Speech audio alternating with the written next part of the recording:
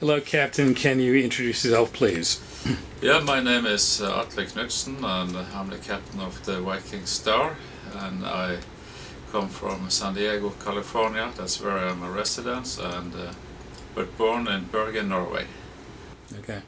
How long have you been with Viking? I've been with Viking since February this year.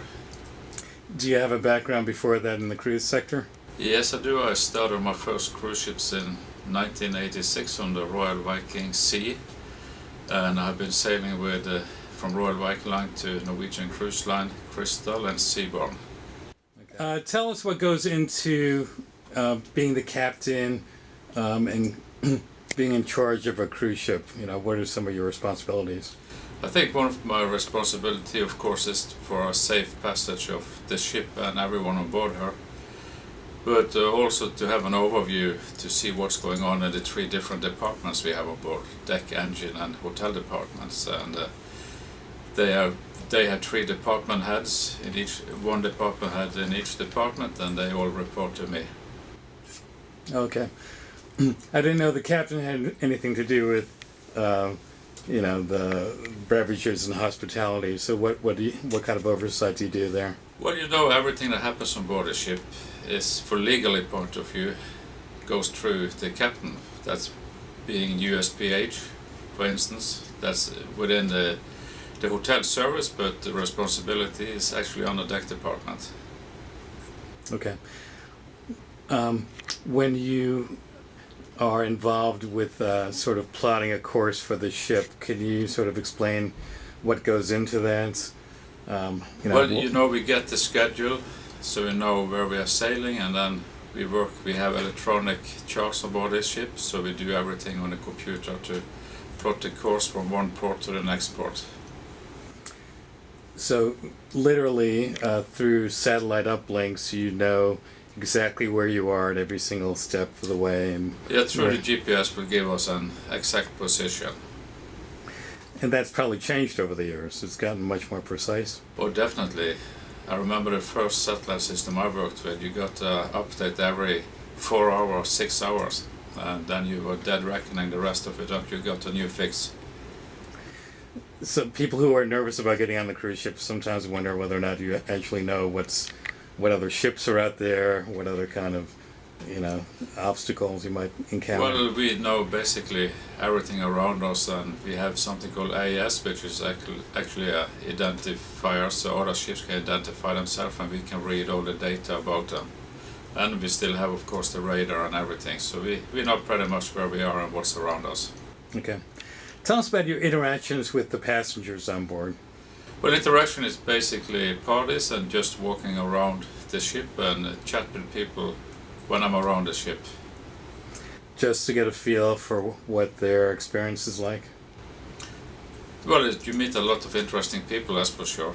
And on this cruise I even met neighbors from San Diego. They just live down the street. Oh, no kidding. So that's interesting. Yeah. What kind of things do people on the ship ask you typically? Well, the typical is weather. Of course, they're very interested in what weather we will have, but also the technical aspect of the whole ship, from engines to how we navigate. That's frequently asked questions. Okay. What about, you have like one or two captain's dinners, don't you, for most sailings? On this cruise I haven't had any captain's dinner, but from time to time I will be hosting tables in the dining room. When we get to a port of call, do you typically get off, or are you on the ship the whole time? I normally stay on board. Okay. So I've been on board for 5 weeks now, and I've been off 1 hour in 5 weeks. Oh, no. So I like to stay on board a ship. I mean, I'm at work, so I'm not out for sightseeing. Do you get to, at any time, explore do you have a favorite port?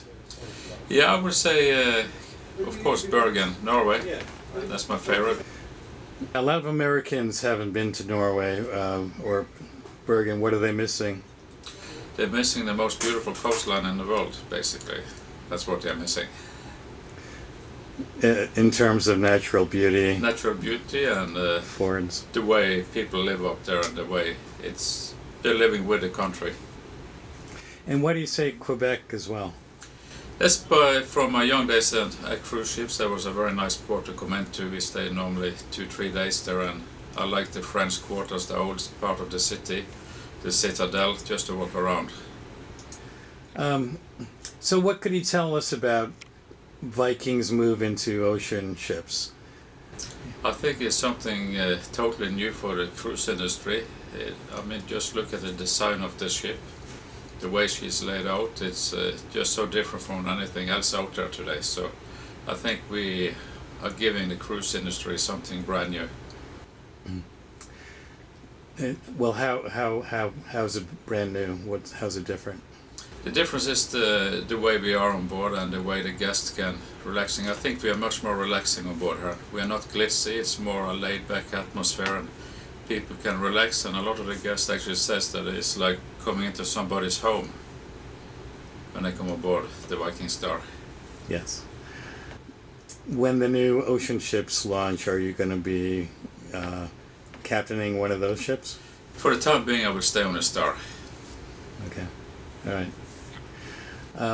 Where do you see yourself in 5 years from now? Still the Viking. Why do you like Viking so much?